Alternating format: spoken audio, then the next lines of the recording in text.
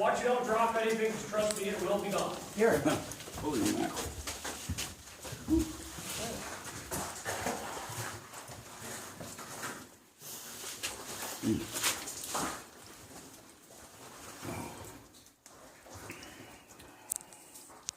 It's far. Yeah, and how they ever... Yeah, how do they do Does that stuff like back in the day? All right, now folks, as you start to make your way up this way again, we're going to start talking about these unique pieces of equipment. Now, our next piece is what you see underneath this mine car next to me, including this quad drum hoist that is in this room back behind me. This entire setup is known as a transfer car. This allows an operator standing at these two levers directly behind me to move this car to the left or right to choose which compartment of the shaft to put it on and send it down. This is because during a normal working day, these two cages would of course not be on the same level at the same time. Only one of them would be here and the other would be farther down in the shaft.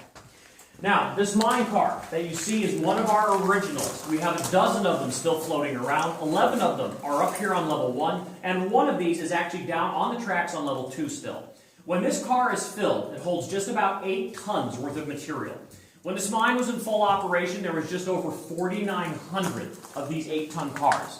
This mine in 1951, coupled with the mine across the street, Coaldale number 8, which is where our coal was processed for many years, that year alone they produced just over 1,300,000 tons of prepared coal. So it's something to think about. All right, folks, we're going to be moving over here and we're going to look at some tools that we as miners use every day up in our chambers. These are the places where we physically mine the coal. Yep, just kind of fill around in here.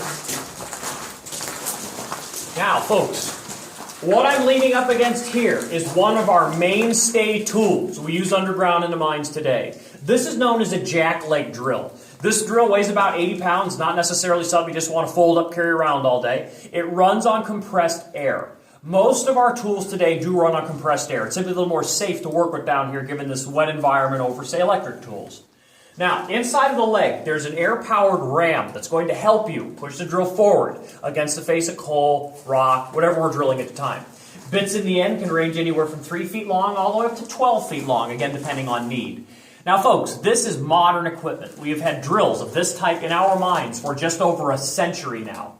Ones of the early 19 teens look very similar to the ones made today. It's a reliable design, so we figure if it ain't broke, don't fix it. Now, if you go back into the 1800s, however, now you're in the era of hand-powered tools. This was all miners had available to them.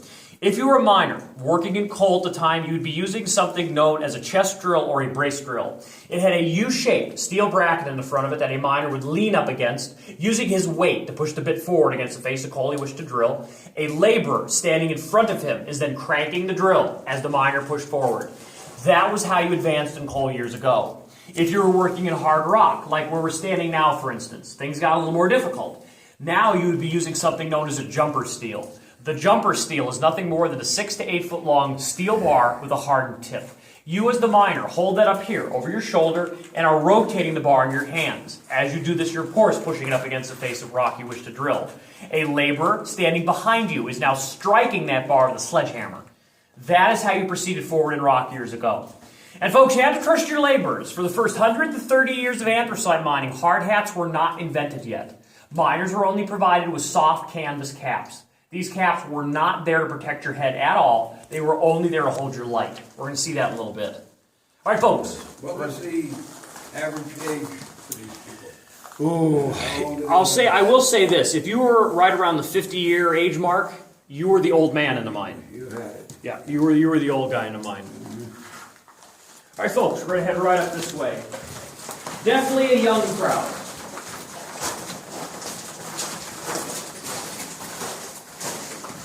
Watch your heads here at the driven post over the lower hanger there. And we're going to gather around.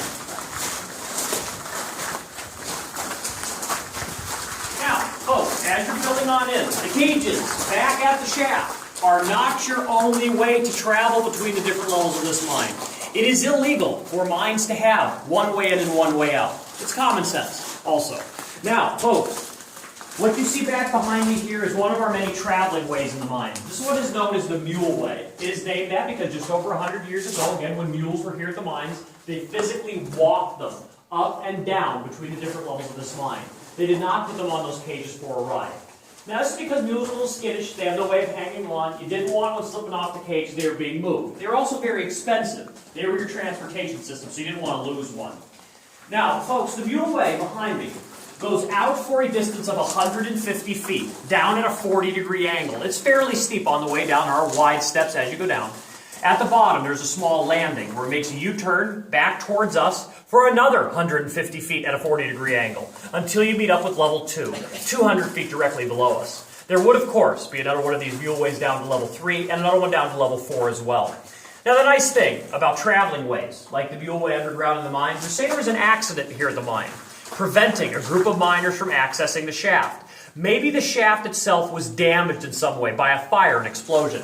Men working on the lower levels could simply find their way to a passage like the Mule Way and walk themselves up and out to safety. The more openings your mine has between its internal levels and, of course, outside, the less likely you are to become trapped in the event of an accident. Now, the Mule Way was blasted out through what was once a solid vein of coal. This is the first vein of coal we really get to see a lot of here on the tour. Now, before I talk about the vein, though, we're just going to fill in here for a minute.